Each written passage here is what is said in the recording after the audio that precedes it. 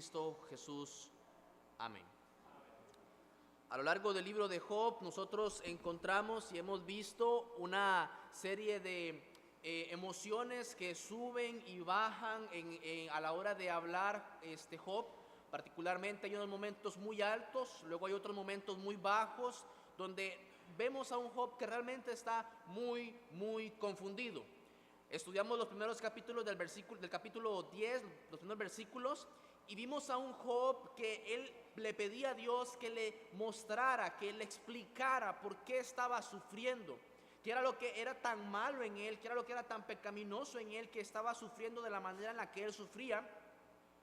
Luego vimos los versículos que seguían hasta el versículo 12, donde Job se levanta y expresa la grandeza, el poder, la majestad, la delicadeza, la obra tan perfecta y preciosa de Dios al crear al hombre, cómo Dios lleva a cabo esta obra y cómo Dios crea al hombre, algo tan especial. Pero ahora, una vez más, nos encontramos con un Job que está realmente confundido, y por eso él hace una protesta en muchos sentidos de una manera desbordada. Y es así como vamos a estar estudiando en la tarde de hoy los versículos del 13 al 22, puntualmente en dos encabezados. El primer encabezado que vamos a exponer es la percepción que tiene Dios sobre la percepción que tiene Job sobre la vigilancia de Dios, los versículos del 13 al 17. Ahora, puntualmente, Job en los versículos del 13 y 14, él hace una referencia a la omnisciencia y omnipresencia de Dios para juzgar a los hombres. Vamos al versículos 13 y 14. Dice: estas cosas tienes guardadas en tu corazón, yo sé que están cerca de ti. Antes de exponer lo que va a decir Job, él está diciendo: yo sé, Dios, que esto de que tú me creaste, esto de que tú me formaste de una manera tan delicada, tan sublime, esto está cerca de tu corazón. Esto no es extraño. A ti nadie te contó cómo fui formado. Tú me creaste, tú me formaste, tú me moldeaste. Esto está en tu corazón. Tú me hiciste, no otra persona. Yo sé que están cerca de ti. Ahora dice el versículo 14: si pequé, tú me has observado y no me tendrás por limpio de mi iniquidad. Obviamente Job ahora pasa la página y está hablando acerca de la omnisciencia y la omnipresencia de Dios para juzgar a los hombres. Ahora, mis amados, hay un consuelo en que nosotros tengamos un acceso directo e inmediato a Dios como resultado de su omnisciencia y omnipresencia. Ya hemos visto que es bueno para nosotros los cristianos saber que Dios está todo el tiempo viéndonos. Es bueno para nosotros entender que nosotros estamos todo el tiempo delante de su rostro. Eso realmente es bueno, porque cuando tenemos una situación que nos aflige, cuando tenemos una angustia que nos oprime, cuando estamos en agonías, mira, mi hermano, mi hermana, Él sabe todos los detalles de la historia. Tú no tienes que decirle a Dios: mira, déjame explicarte qué fue lo que pasó. No. Él sabe todo lo que pasó porque Él lo vio, porque Él estaba ahí. Él no va a malinterpretar nuestros sentimientos y nuestra angustia. Él realmente lo conoce todo. A veces cuando nosotros contamos una historia de algo que nos está agobiando, de algo que nos está pasando, a veces usted dice: mira, es que no me malinterprete, pero es que me pasó esto. Mira, es que esta parte de la historia no te la conté.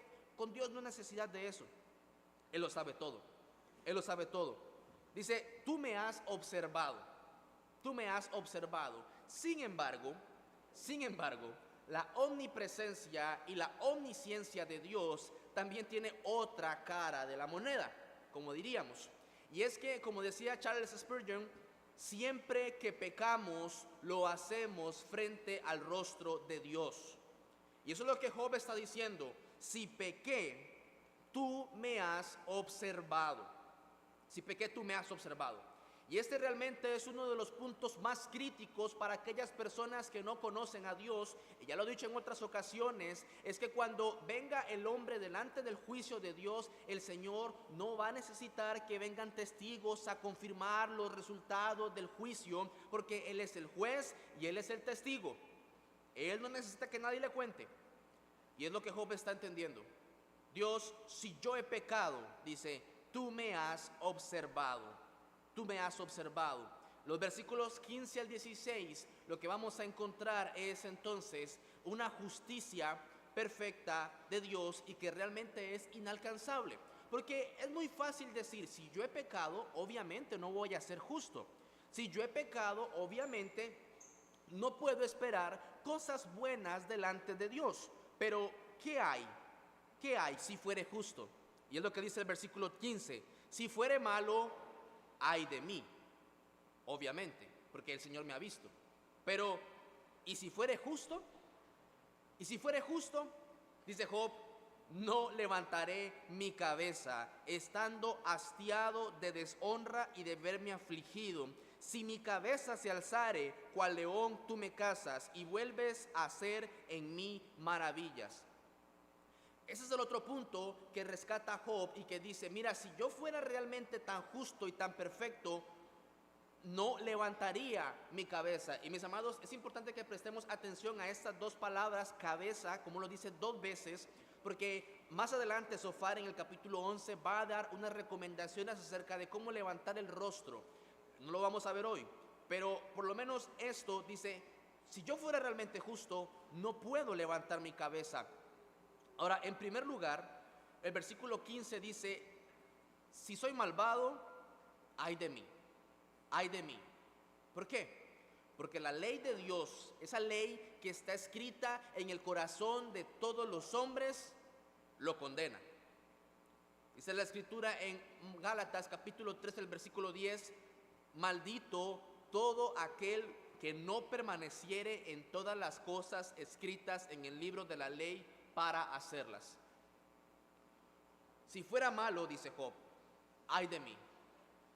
¿Por qué? Porque se reconoce a sí mismo como una persona que no está cumpliendo la ley. Y una persona que no cumple la ley, la escritura dice, maldito todo aquel que no permaneciere. Ahora, Santiago viene y refuerza esto una vez más, porque dice, porque todo aquel que guardare toda la ley, pero ofendiere en un punto, se hace culpable de todos. Porque puede que hayan personas que estén cumpliendo la mayoría de los mandamientos, pero Santiago dice, no es que si fallas en uno, eres culpable de todos los mandamientos. Ahora, imaginemos de una manera hipotética y tomemos a un hombre que cumple la ley como debe.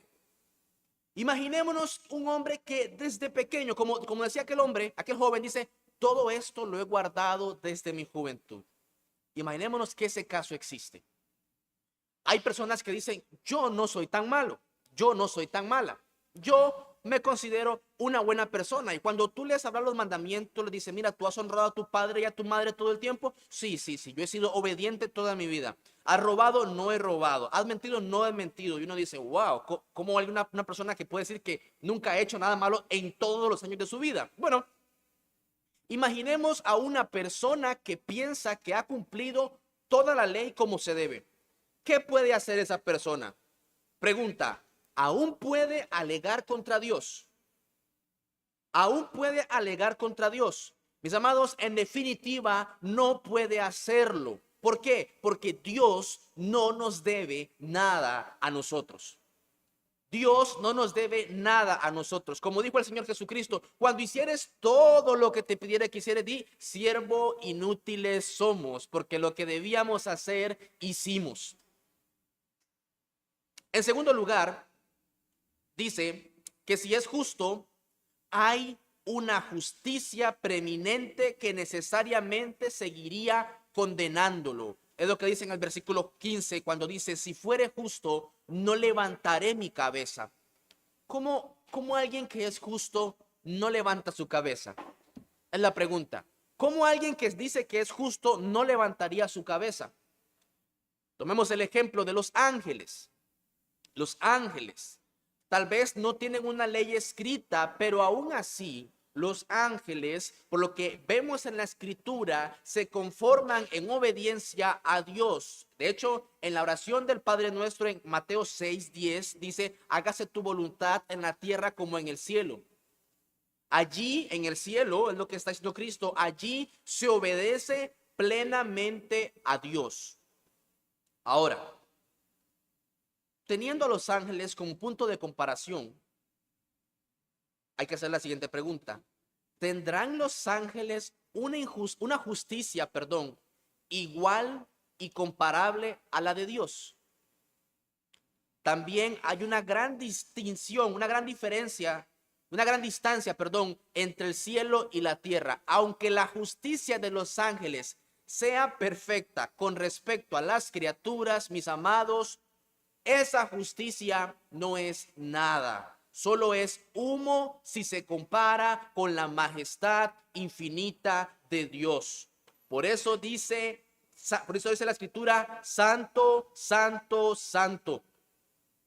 Por eso vemos que en Dios hay una majestad terrible, porque solo la justicia de Dios es perfecta y es completa, y por lo tanto no hay una persona que pueda levantar su cabeza, aun cuando se considere justo. Hablaba hace unos días atrás con una persona acerca de la justicia de esa persona, y esa persona me decía: yo no soy tan malo si me comparo con... Pero cuando le dije: no te compares con otros, compárate con Dios. Y esa persona me dijo: no puedo. Es imposible. Es más, ni siquiera lo intentemos, me dijo. Ni siquiera lo intentemos. Mis amados, si una persona dice que es justa, y aunque fuera justa, no puede levantar su cabeza, porque estás hablando del Dios 3 veces santo. Es el Dios 3 veces santo el punto de comparación. Es la escritura, la norma que debe guiar nuestra vida. Nadie puede levantar su cabeza. Es como que si Job estuviera diciendo: es cierto que no soy tan justo como para venir a presentarme ante Dios y decir: hagamos cuenta de mi situación y que mi vida sea puesta a prueba, y se encontrará que no he ofendido en nada y que he hecho todo lo que se me ha exigido de un lado a otro. Aquella persona que dice que es justa, eso sería imposible. Job dice: aunque hubiera cumplido la ley, seguiría sin atreverme a levantar la cabeza. ¿Por qué? ¿Por qué no? Porque veo mi aflicción, estoy llena de reproches. Es como si dijera: Dios ejerce tal dominio sobre mí que no sé qué va a hacer de mí. Si le contestara, no ganaría nada. No ganaría nada. Mis amados, si de Job se dice que era un hombre perfecto, recto, temeroso de Dios y apartado del mal, y no se dice una vez, lo dice el escritor, lo dice Dios. Si a una persona como Job le ocurrió esto, ¿qué nos ocurriría a nosotros? Que no, realmente ni nosotros mismos somos capaces de decir que somos perfectos, rectos, temerosos de Dios y apartados del mal en nuestra propia justicia. Acostumbrémonos a considerar la verdadera justicia de Dios incomprensible para nosotros, es verdad, pero honremos esa justicia en todos sus aspectos ocultos. En Dios hay una justicia más alta, mucho, mucho más alta. Por eso, cada vez que un hombre o una mujer se sienta lo bastante orgulloso como para pensar que sus propias obras pueden sostenerlo ante Dios, debería y debe reflexionar sobre su propia vida y echar un vistazo a la ley de Dios. Porque no se trata de decir que somos justos como creemos que lo somos, porque la gente justo o porque las personas nos aprueban. El vecino dice que yo soy un buen vecino. Mi compañero dice que yo soy un buen compañero. Mi jefe dice que yo soy un buen empleado. Mi esposa dice que soy un buen esposo. No se trata de eso, nuestra justicia. No, la ley de Dios es la norma nuestra para juzgar nuestra vida. Miren, mis amados, aunque el mundo entero nos canonice, como hace la religión católica, no ganamos nada si el juez del cielo nos condena. Porque Dios no quiere que nosotros vayamos a ninguna parte a examinarnos, sino a su ley. A su ley, su perfecta ley. Y cuando vemos su ley, nosotros inevitablemente veremos nuestra gran necesidad de gracia.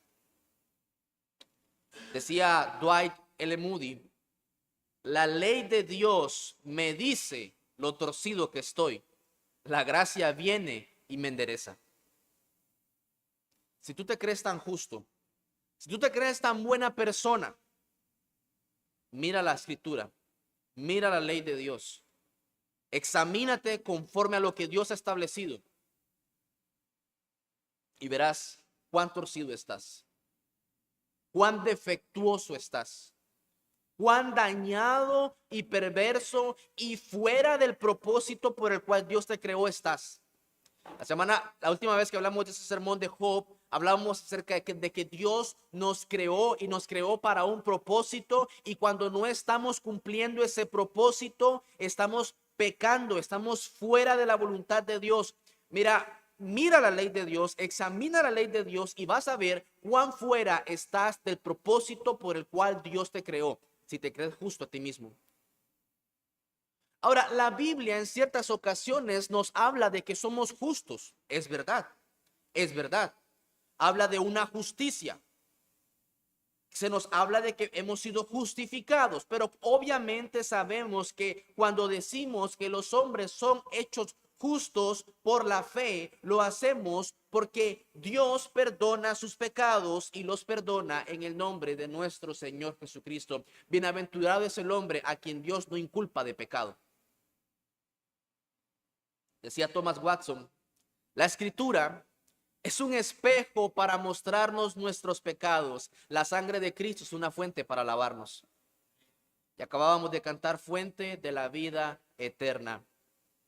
Mírate en la ley de Dios y lávate en la sangre de Cristo. Es la única salida. Es la única salida. Tenemos el ejemplo también del fariseo y el publicano. Vamos a Lucas capítulo 8, Lucas 18, versículos del 9 al 13, donde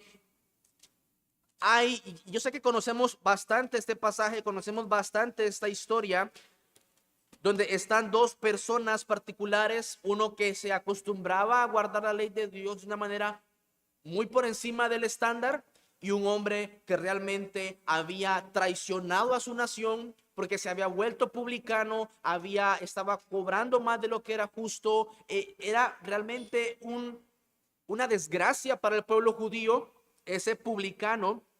Y dice Jesucristo en Lucas 18, del 9 al 13, dice, a unos que confiaban en sí mismos como justos y menospreciaban a los otros, dijo también esta parábola.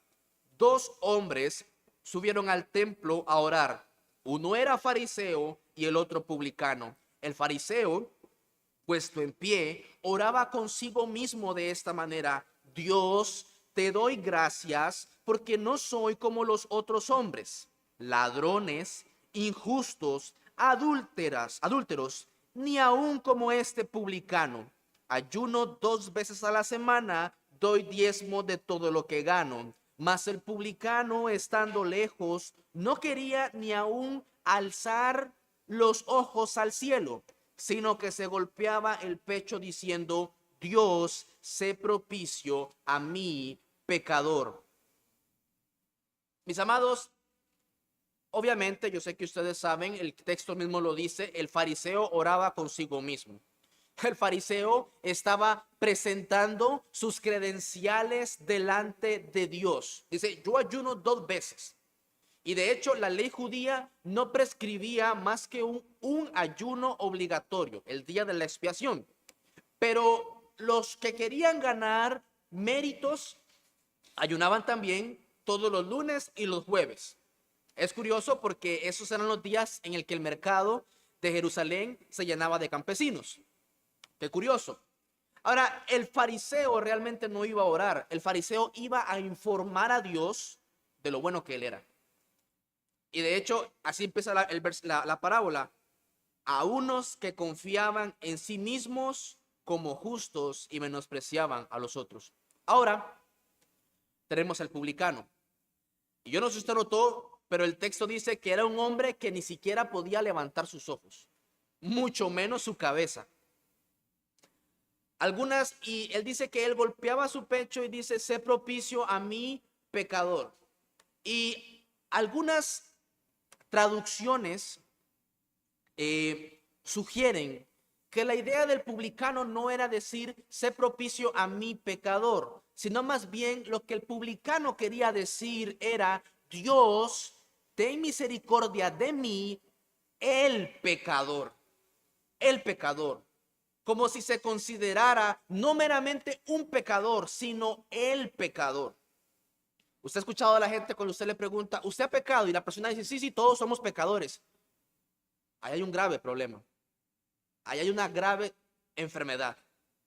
Pero el fariseo, el publicano dice: yo no soy un pecador, yo soy el pecador. No puedo levantar mis ojos delante de Dios, mucho menos mi cabeza. Mis amados, hay algo que yo quiero que nosotros recordemos, y Dios quiera que esto de verdad nos quede sellados en el corazón, en nuestra mente, en nuestro entendimiento, y es esto: si tú y yo hoy, el día de hoy permanecemos en pie delante de la justicia de Dios, es por la justicia que es en Cristo Jesús. No es por nuestra habilidad, es por la compasión que el Señor tiene para con nosotros. Yo no sé cuándo el Señor te salvó, pero si tú todavía sigues hoy aquí, es porque el Señor ha sido compasivo con cada uno de nosotros.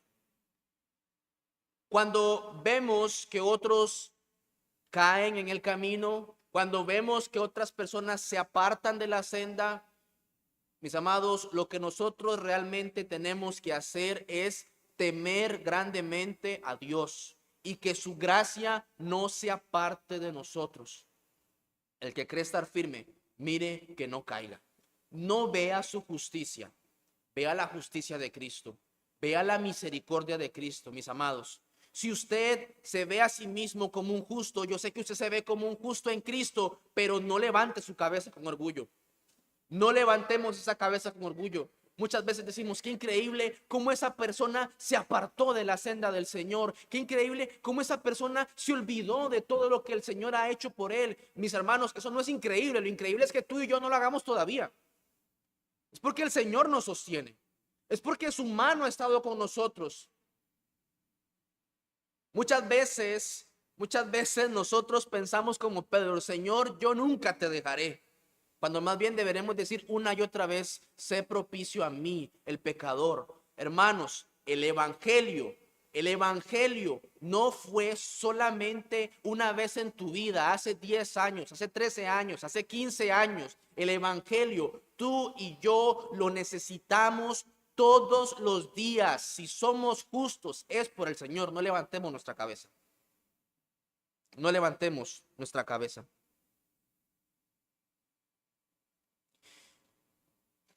Debemos adorar a Dios con toda humildad, diciendo: ay, Señor, todavía quiero someterme a tu mandato, sabiendo que lo que he hecho hasta el día de hoy viene de ti. Nada bueno, vea, nada bueno, mis hermanos, ni por muy pequeño que sea que nosotros hagamos, sale de nosotros.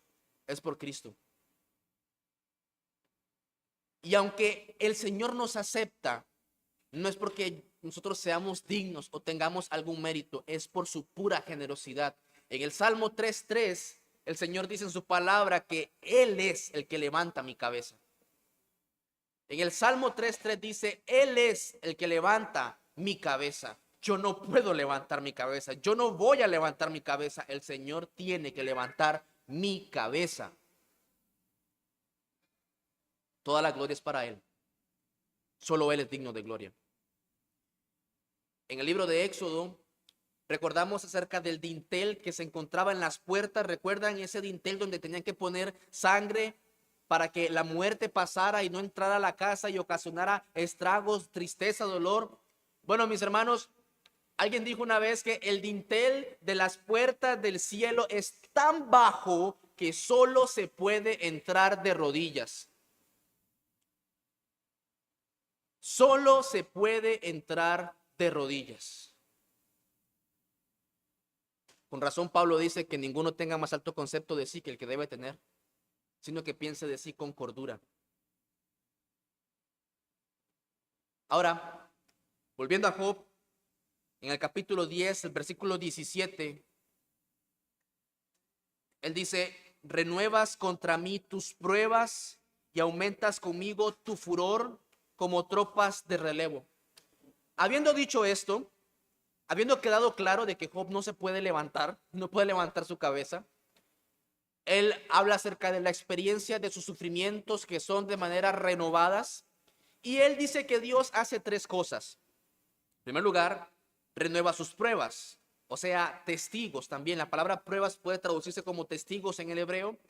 Cada sufrimiento que Job tiene es como un testimonio ante el mundo observador de que Job es un pecador. Dice, es como que si cada sufrimiento dice: Job, eres un pecador, Job, estás mal. Cada nuevo desastre dice: este hombre está bajo el juicio de Dios. Y así era como pensaban los amigos de Job, que Job estaba bajo el juicio de Dios. En segundo lugar, dice Job, aumenta tu furor o irritación, que también es su ira contra Job. Y nosotros sabemos por la escritura de que Dios es lento para la ira y grande en misericordia, pero Job dice: tú no estás siendo lento para la ira. Al contrario, más bien eres rápido para la ira, implacable en la ira. Y tercero, es que traes olas tras olas de tropas de relevo contra Job. Como si fuera un ejército que está asediando, que atraviesa una brecha en la piel o en el muro de Job. Y Dios viene con problema tras problema. Y esto realmente debe hacernos meditar, mis amados, en que Dios, cuando decide tratar con los hombres, cuando Dios decide afligir a los hombres, Él está lleno de sorpresas y sus recursos son ilimitados. Por esa razón, lo mejor y lo más sabio que pueden hacer y que podemos hacer todos los hombres es buscar y suplicar su misericordia. Porque el único modo de que encontremos descanso en Dios es que Dios tenga misericordia de nosotros. Decía el puritano Andrew Fuller que la paz es esa dulce tranquilidad del alma que nace de la persuasión bien cimentada de haber sido aceptado por Dios. No importa cuál sea realmente la angustia que estemos teniendo, si nosotros hemos sido aceptados por Dios, tenemos paz con Él. Y esto realmente debería ser un gran aliento, un gran ánimo, un gran gozo. De hecho, esto es lo que Job realmente lo turba, porque él no sabe si Dios lo está aceptando o lo está destruyendo. Pero nosotros, justificados pues por la fe, tenemos paz para con Dios, sin importar la angustia y la calamidad. Y esto nos lleva a nuestro segundo encabezado, y es acerca de la reflexión de Job sobre su existencia y su creación. Versículos 18 al 22. Ahora, previo a esto, Job tiene un entendimiento bastante confuso y mezclado.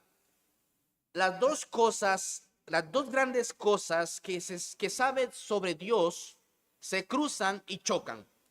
¿Por qué? Porque Job sabe que Dios es poderoso, pero también sabe que Dios es bueno. En la creación, primero, y ahora en los recientes desastres de Job, se ve el poder de Dios. Es indiscutible que Dios mismo hizo a Job, que Dios hizo todo. Job no está cuestionando el derecho de Dios al hacerlo, pero Job no puede detectar las razones de Dios para sus acciones. ¿Por qué debería crear solo para destruir? Es lo que pregunta Job. ¿Por qué creaste? ¿Por qué me hiciste? ¿Solamente para destruirme? Su magnífica artesanía en el cuerpo de un hombre es un signo supremo de su compromiso con la vida, pero para Job se ha convertido en una carga y en un horror. Ahora, esto lleva a Job a que tenga ligereza en sus palabras. Hay puntualmente dos deseos de Job. Y dice el versículo 18, ¿por qué me sacaste de la matriz? Hubiera yo expirado y ningún ojo me habría visto. Puntualmente, el primer deseo de Job es de haber muerto en el vientre, antes de nacer. Y el segundo deseo está en el versículo 19. Fuera como si nunca hubiera existido, llevado del vientre a la sepultura. El segundo deseo de Job es de no haber vivido para evitar el sufrimiento.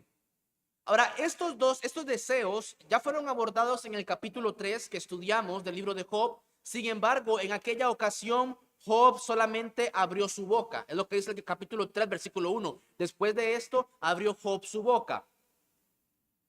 No está puntualmente hablando con Dios, pero ahora Job ha decidido puntualmente decirle estos deseos a Dios. En el capítulo 10, el versículo 12 dice, diré a Dios.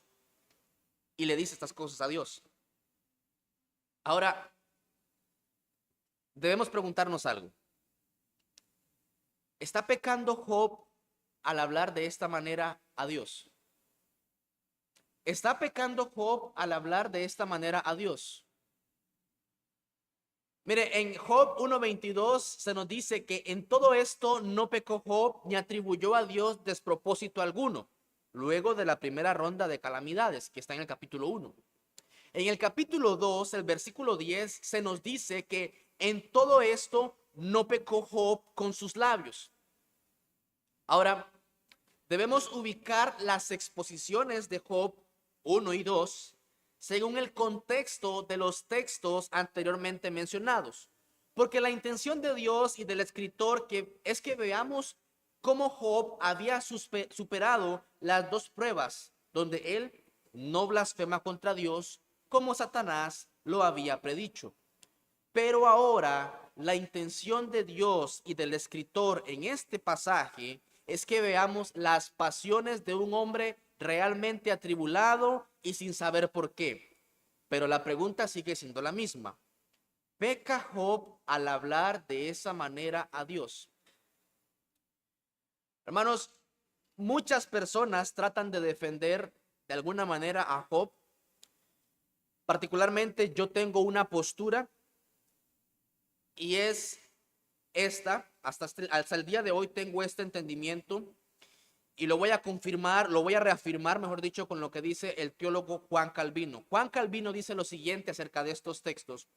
No hay duda de que peca, pues es un acto de ingratitud cuando los hombres no reconocen que, no importa que sus vidas sean miserables aquí abajo, están profundamente en deuda con Él por haberlos creado y moldeado. ¿Acaso es insignificante que Dios nos haya puesto en este mundo para gobernarlo, para participar de los frutos de su creación, para llevar su imagen, para saber que es nuestro Padre y experimentarlo como Padre? ¿Debemos rechazar tal honor? Así pues, entendemos que Job no debe ser excusado en modo alguno por haber querido ser llevado a la tumba desde el vientre de su madre o incluso por no haber querido nacer en absoluto. Yo quiero que volvamos al punto central de toda la Biblia y es que el hombre es un pecador. Nosotros somos pecadores. Y aun cuando vemos ejemplos tan grandes de tanto testimonio para nuestras vidas como Job, Job no es más que un pecador igual que nosotros. Miren, nosotros ya no vivimos para nosotros, sino para darle gloria a Dios. Y debemos decir siempre, trae gloria Dios a tu nombre a través de mi aflicción. Y Job más bien está diciendo, ¿para qué me sacaste? ¿Por qué me sacaste? Mejor no hubiera vivido. Ahora, ¿qué pasa con la paciencia de Job de la que nos habla Santiago? Porque Santiago dice en el capítulo 5, el versículo 11, habéis oído de la paciencia de Job y habéis visto el fin del Señor, que el Señor es muy misericordioso y compasivo. Bueno, decía un comentarista también acerca de Santiago que en cierto sentido Job era todo menos paciente. Leyendo el drama de su vida, le vemos que él está protestando apasionadamente de lo que se le ha venido encima, cuestionando apasionadamente los argumentos convencionales de los supuestos amigos, agonizando apasionadamente con la terrible suposición de que Dios le hubiera olvidado. Pocas personas se han expresado tan apasionadamente como lo hizo Job, pero lo fundamental acerca de él es que pese a todas las preguntas agonizantes que le rasgaban el corazón, él nunca perdió la fe en Dios. Esto es a lo que se refiere cuando hemos oído acerca de la paciencia de Job. Que él también dijo, he aquí, aunque él me matare, en él esperaré. Job 13:15. Dice, mas he aquí que en los cielos está mi testigo y mi testimonio en las alturas. Job 16:19. Y también dice, yo sé que mi Redentor vive en Job, capítulo 19, versículo 25. Mis hermanos, la paciencia de Job no fue una sumisión muda y pasiva. Él peleó, él preguntó y a veces hasta desafió, pero la llama de su fe nunca se extinguió. Mis hermanos, habrá momentos en la vida cuando pensemos que Dios se ha olvidado de nosotros, pero si nos aferramos a los restos de nuestra fe, al final nosotros también comprobaremos que Dios es muy benigno y misericordioso. Eso es lo que importa. Como decía Thomas Watson, el cristianismo no es la eliminación del sufrimiento, sino la adición de la gracia para soportar el sufrimiento triunfalmente. Ahora, si tú sales de aquí diciendo y pensando, qué increíble la fe de Job en medio de tanta angustia, cómo se mantuvo, déjame decirte que no has entendido el punto central de toda la Biblia, que es Jesucristo. Él es el punto central de toda la vista. Por muy maravillosa que nos parezca la fe de Job, Cristo es el autor y consumador de esa fe. Por eso vemos que aunque un hombre aunque peca, se mantiene. Porque Cristo dijo, de los que me diste, no perdí ninguno. En Juan 18:9. Mis amados, es Cristo nuestro punto central y es Cristo superior y mejor que Job. Porque cuando se trata de la aflicción, a Job lo hirió Satanás con una sarna maligna, pero a Cristo lo hirió el Padre cuando dice Jehová quiso quebrantarlo sujetándole a padecimiento en Isaías 53:10. Porque Job durante la aflicción, él abrió su boca y maldijo su día en Job capítulo 3 versículo 1. Pero Cristo, angustiado él y afligido, no abrió su boca en Isaías 53:7. Con respecto a los deseos de no haber nacido para no haber sufrido, cuando él dice en el versículo 18, ¿por qué me sacaste de la matriz? Hubiera yo expirado y ningún ojo me habría visto.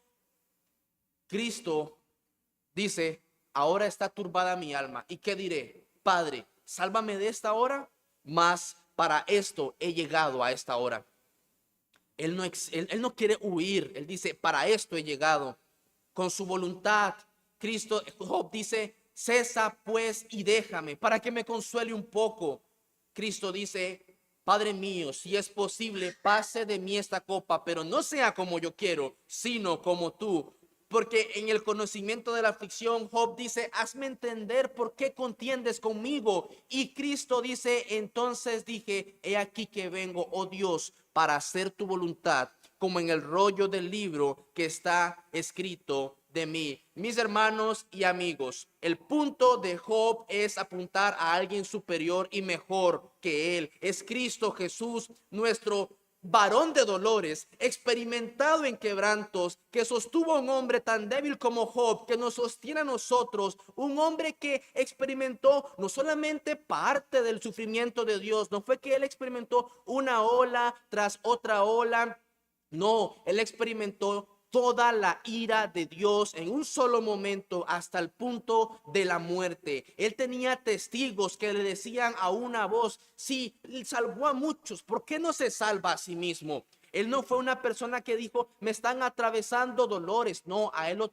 atravesó una lanza para demostrar que había sido muerto por completo. Cristo es el punto central de toda la Biblia. Mis hermanos, decía alguien una vez, si cuando tú predicas la palabra y puedes predicar un texto sin enfocarlo a Cristo, fracasaste en ese texto, porque toda la escritura nos apunta a Cristo. Y Job no es la excepción. Cristo hizo todo esto para que todo aquel que en él cree no se pierda, mas tenga vida eterna. Muchas veces cuando vemos a alguien que está sufriendo, le recordamos acerca del libro de Job y realmente esto es bueno, pero el punto es Cristo. Job, en los versículos que siguen 21 y 22, habla acerca del lugar de muerte. Dice, no son pocos mis días, 20, no son pocos mis días, cesa pues y déjame para que me consuele un poco antes que vaya, para no volver a la tierra de tinieblas y de sombra de muerte, tierra de oscuridad, lóbrega, como sombra de muerte y sin orden, y cuya luz es como densas tinieblas. Job usa cuatro palabras diferentes para oscuridad, para indicar cuán lúgubre es el Seol. Le llama la tierra de tinieblas, le llama la sombra de muerte, le llama tierra lóbrega, le llama como sombra de muerte y sin orden. Mis amados, Cristo venció este lugar de tinieblas y oscuridad. En 1 Corintios 15:55 dice, ¿dónde está, oh muerte, tu aguijón? ¿Dónde, oh sepulcro, tu victoria? Ya sea que el aguijón de la muerte, ya que el aguijón de la muerte es el pecado y el poder del pecado, la ley, más gracias sean dadas a Dios que nos da la victoria por medio de nuestro Señor Jesucristo. Hermanos y amigos, este mundo, como nos dice la escritura, está lleno de tinieblas y vivimos en él como ciegos lamentables si aún no ha habido Cristo en nosotros. Sin embargo, Jesucristo sigue iluminándonos a través de su evangelio. Tenemos la ley y los profetas que son como lámparas encendidas. Tenemos el evangelio que nos proporciona aún más luz, tan brillante como el mediodía. Ese es nuestro Señor Jesucristo, que nos proporciona luz más suficiente en nuestras vidas y en nuestras muertes, si lo miramos a Él siempre. Todos los caminos conducen a Dios como juez. ¿Recuerdan que la justicia de Él es inalcanzable? Si tú quieres conocer a Dios como Padre, el único camino es por medio de Jesucristo. Si la angustia en la tierra hace que la tumba sea un refugio deseable, ¿cuál será el estado de los que están condenados a la negrura de las tinieblas para siempre? Que todo pecador busque la liberación en este estado espantoso en Cristo y que cada creyente agradezca a Jesús que lo haya librado de la ira venidera. Mis amados, cierro con esto. Qué dulce es el descanso después del cansancio, ¿verdad? Qué dulce será el cielo cuando nuestro duro viaje termine. Pero, siempre necesitamos mirar a nuestro bendito, glorioso, precioso Salvador Jesucristo. Que el Señor bendiga su palabra.